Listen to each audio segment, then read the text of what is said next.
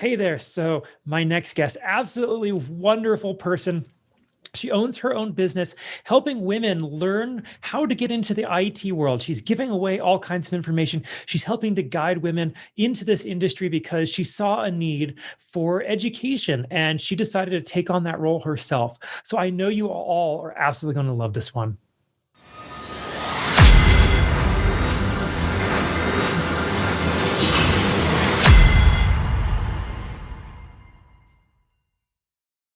Hey there, everybody. Welcome back to the Gamerpreneur podcast. I'm your host, Dr. Bradford Carlton. Today, I have a very special guest with us. I have Leslie Moore. Hey there, Leslie. How's it going? Hey there, Brad. I'm having a great day. Wonderful. So where do you hail from, Leslie?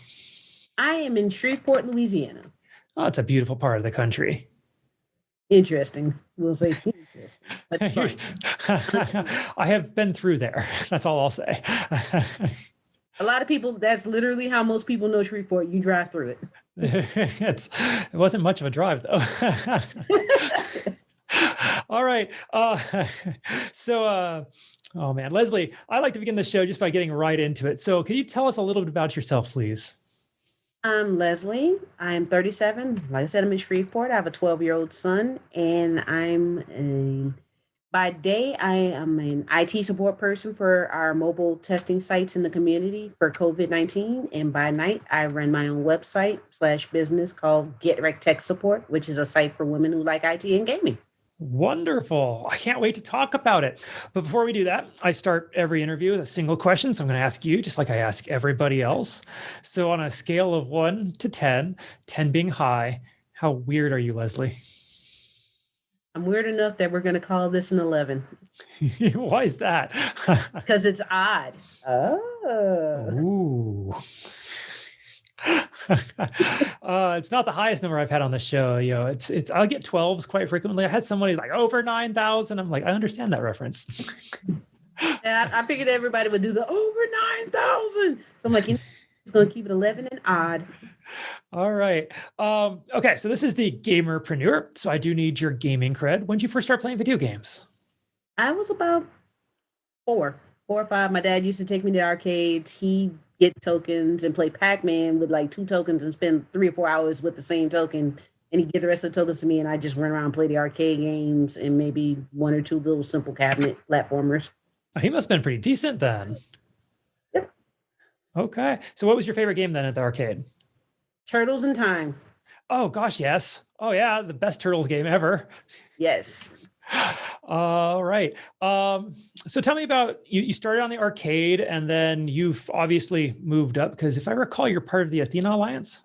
Yes, I am. I'm an active member. I'm not part of the stream team, but I am a gamer.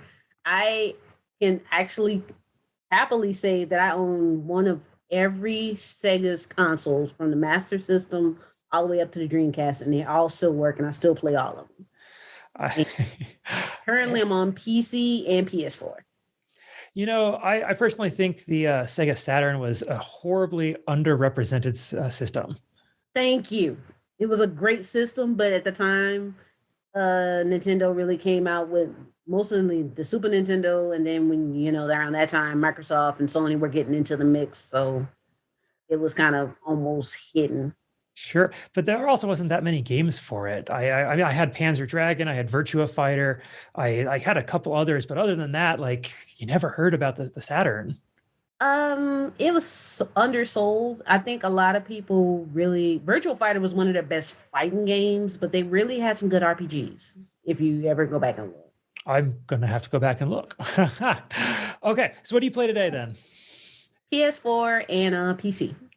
Okay, and what game specifically at the moment? Currently on PS4, I'm going back through the entire Kingdom Hearts series from 1. I've never played 3. I just got 3 this year when the pandemic started. So I'm starting from the beginning and working my way through all the games. And on PC, I'm playing between GTA 5 and Stardew Valley. Very cool. All right, here's like the quintessential video game question. If you had to choose one as your all-time favorite, what game is it? Radiata Stories from the PS2. I'm not familiar with that one.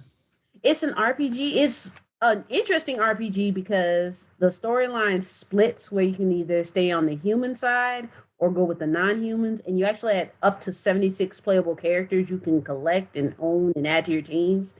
And when you get to the split in the story, if you choose the human side, all your non-human team members are off. If you choose the non-human side, all your human team members are gone. And at the same time, the humans are the enemy in this game. And it's really, really in-depth and well done. It was by Tri-Ace. Interesting. I'm going to have to check that out as soon as we're done with this interview. All right. Beautiful. Let's get over to the preneur side, the entrepreneur side. So you have a day job where you said you're doing COVID testing, or you're assisting with COVID testing? IT support. IT support. Stays up. I make sure the computers are running so the nurses can get the testing done. They can do the swabs. They can get the charts up. They can get anyone who gets tested. They can make sure a link gets sent to their phone so they can sign up for an app to check their chart.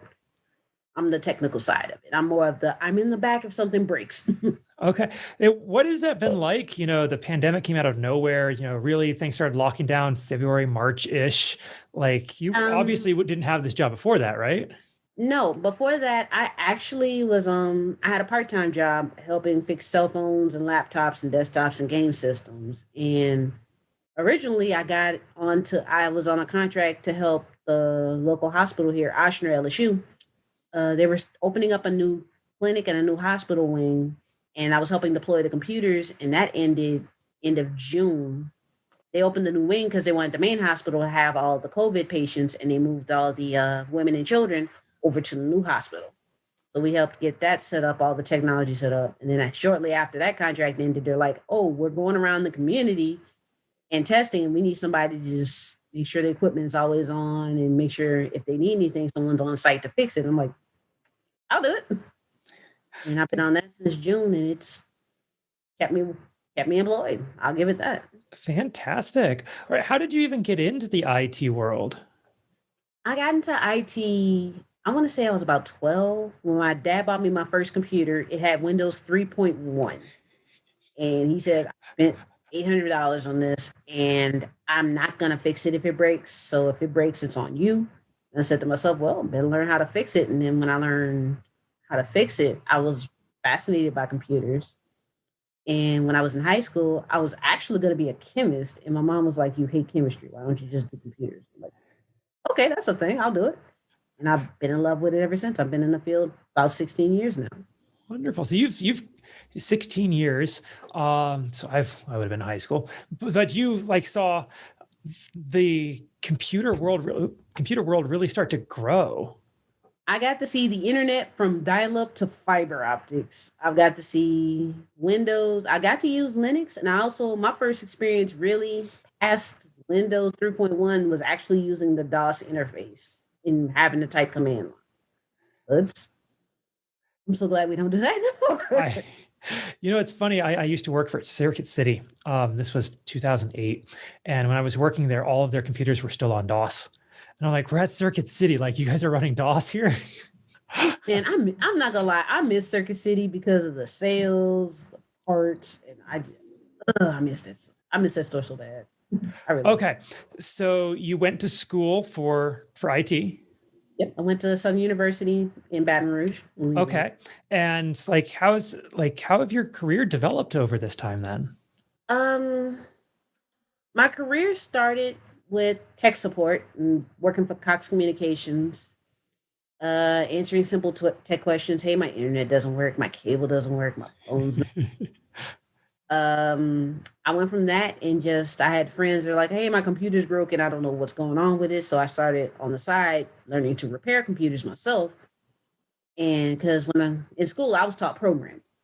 So the hands-on stuff was really kind of always, I'm just going to learn it myself, how to fix it. And eventually I moved on to becoming a technology deployment center analyst, which was a lot of repair work, data retention, data recovery, a lot of stuff with HIPAA. That was my first experience with IT and healthcare. And what moved me from Baton Rouge to Shreveport is over time, I acquired software testing experience just from testing little things around the company. Like, oh, okay, we just built this software. I'll test it for you. And got enough experience where I actually took a full software testing QA job in Shreveport for CSRA. I did that for 3 years, and I also did a Section 508 compliant testing, which is testing for people with disabilities, making sure that they can do the same thing that we can do, even if they have impairment, mobility, or visual impairment. And that was a lot of fun. And then eventually, I just stuck with coding, and I've got about 8 years split between doing software and self-taught website design. I built my own site, and that kind of led me to thinking there are a lot of women in IT and a lot of women who like to game, but we're also spread out. I said, why don't we have a place where we can all come together and either game together and learn IT together? And it was July of this year, and I said, you know what, I'm gonna build my own site. Very cool. And is that your current business? Yep, that is what I do at night. I run the website. It's getwrecktechsupport.com. All the books, videos, study guides, everything I've picked up over the last 16 years of my IT career, I'm giving it away to anybody who wants to learn. If you ask me for it, I'll give it to you. The only thing you may have to purchase from me in the future is any original content that I create myself, and I'll easily make that distinguishable. But anything else you ask me for, I'll just give it to you as long as you ask me for it. Very cool. And you said that you decided to do this because you saw the need for women to get into IT, and you just decided to create something. And how's that going?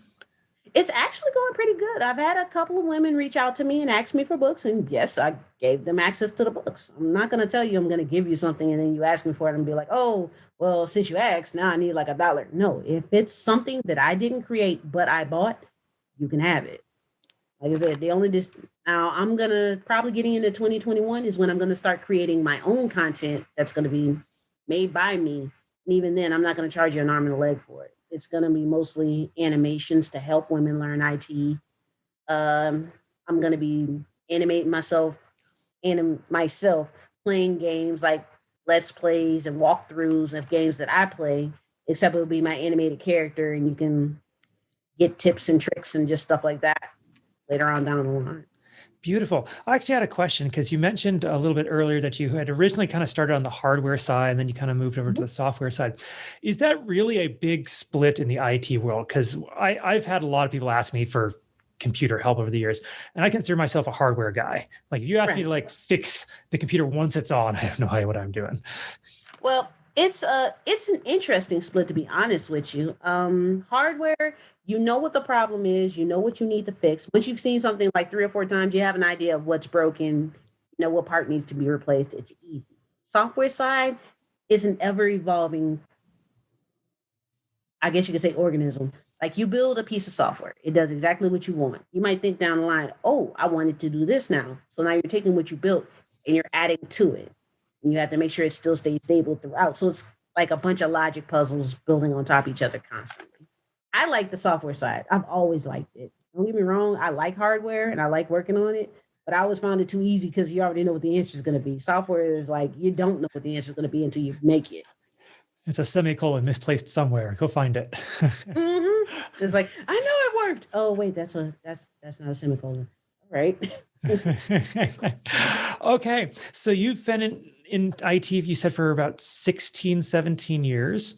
16 years. 16 years. Okay. And what makes you different? You know, what makes you special and good at what you do?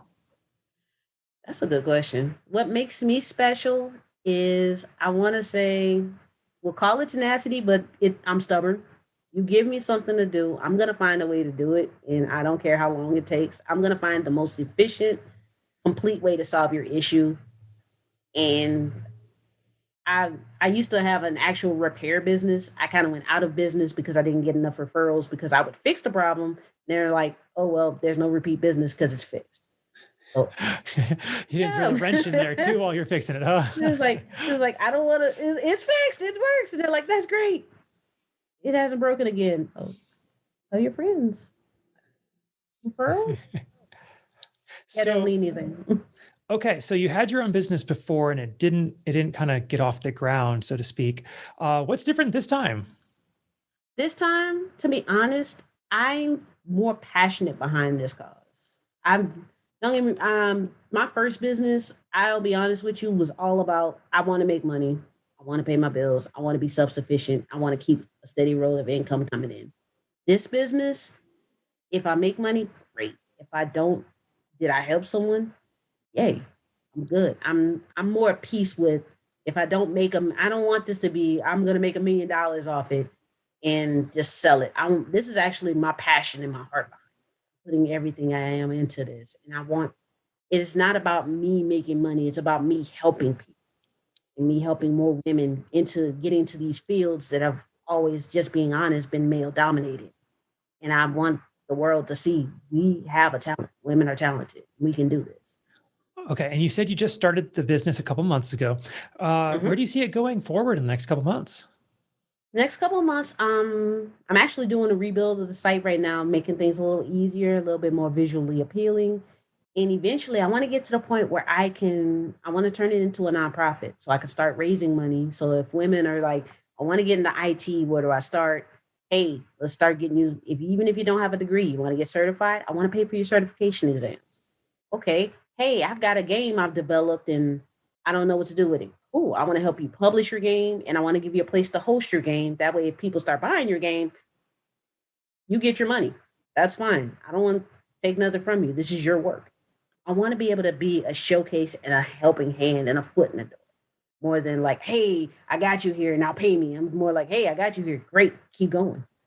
Wonderful. That's such an amazing attitude to have. And it's actually really rare in the business world.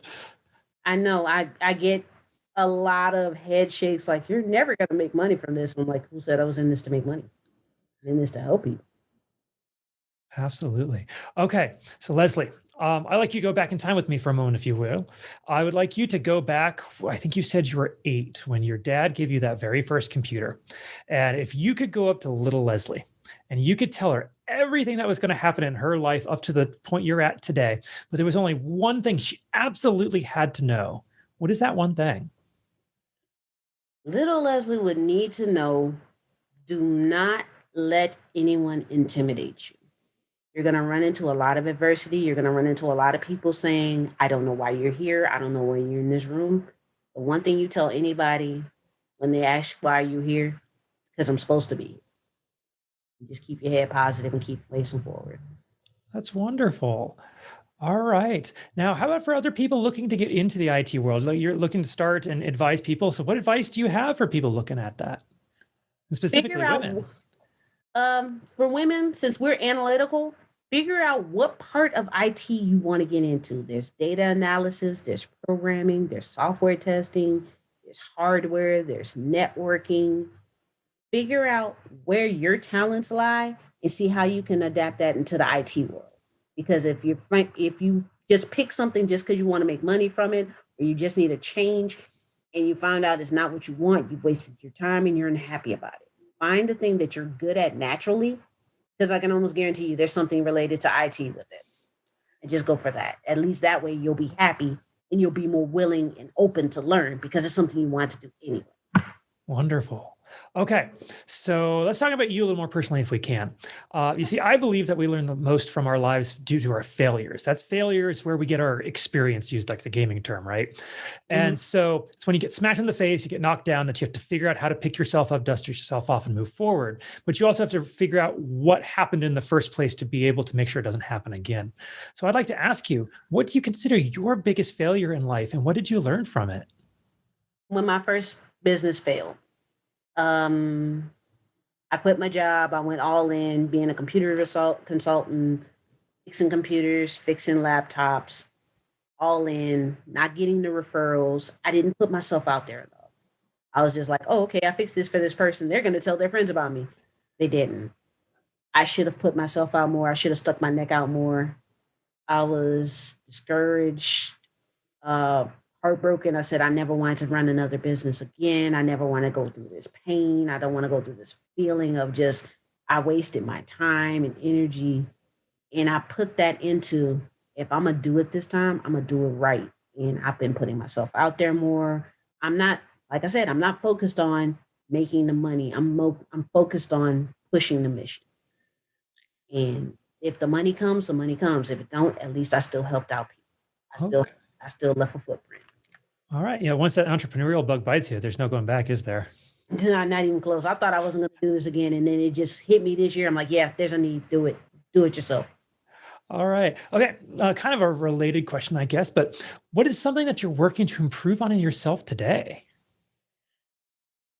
Doubting myself. When I feel like I had a feeling of something I want to do, and if it doesn't come out perfectly, I'm like, oh, I don't want to do it anymore. Now I'm getting to the point where it's like, okay, it's not coming out perfectly. Keep working on it. Keep building on it. Maybe it's something you missed. Maybe you're rushing it. Maybe you slow down and rethink. Like I got the site up. The site was great. I'm like, okay, now that I go back and look at the site a couple months later, I'm like, oh, okay, no one's going to want to read the titles of these books. Let me put the links on pictures of the book. So if somebody sees a picture of the book, oh, this is the book I've been looking for anyway. I got it. It makes it easier for people to like, they might read the title and like, I have no idea what this book is.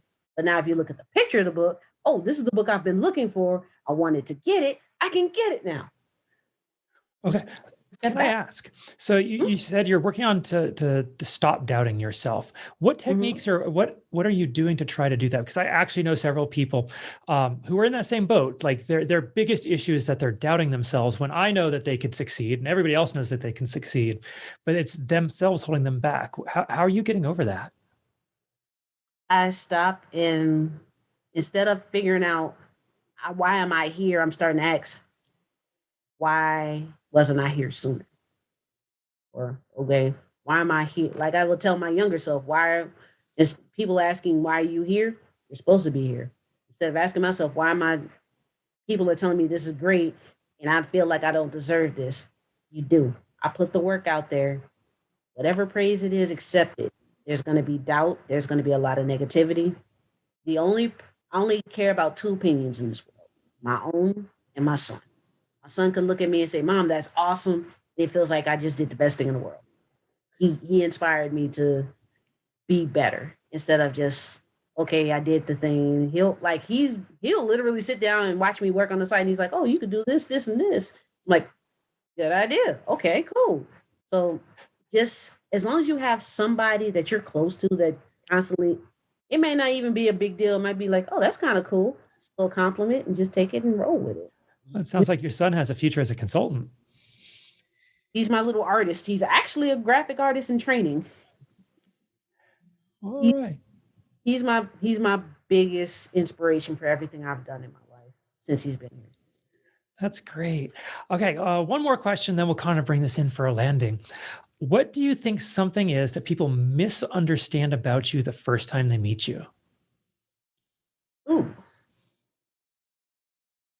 believe it or not, I'm an introverted extrovert. So I might appear shy or just like nervous or even stuck up at times. Some people have told me, but once you talk to me and get to know me, they're like, "Oh, you're super chill." I'm like, "Yeah, I'm just me."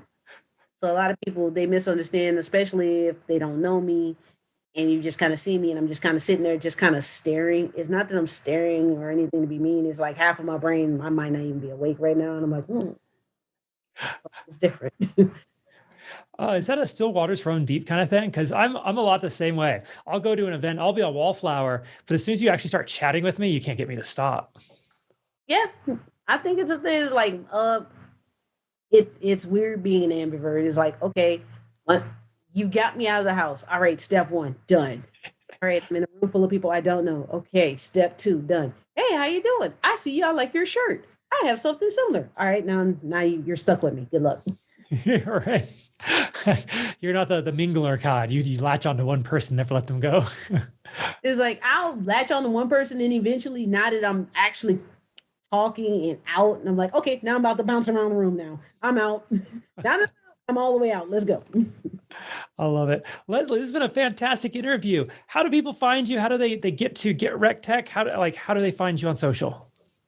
Social media, you can look for me, Leslie Moore, or you can look for Get Wrecked Tech Support. It's all one word, GetWreckTechSupport.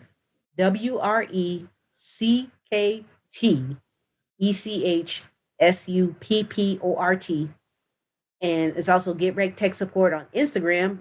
Due to some issues with Twitter, and for some reason, my account with Get Wrecked Tech Support was suspended. I'm still appealing it, but you can find me on Twitter at Wreckt Tech Support. Okay. GetWrecktTech.com. getwrecktechsupport.com. Well, it's getwrecktechsupport.com. Okay, wonderful. Support. All right. Now, as we wrap up, do you have any final thoughts you want to share, or anything I didn't ask you think we still need to cover? I'm just looking for more people like me. That's why I made a site, because we're out there. We just didn't know we needed each other. Absolutely. It's all about marketing when it comes down to it. Mm-hmm. All right, Leslie Moore, this has been absolutely wonderful. Thank you so much. I genuinely appreciate you coming on with me today. Well, thank you, Brad, for having me. Absolutely. And for everybody else, I'm going to remind you all, don't be just a gamer, be a gamerpreneur.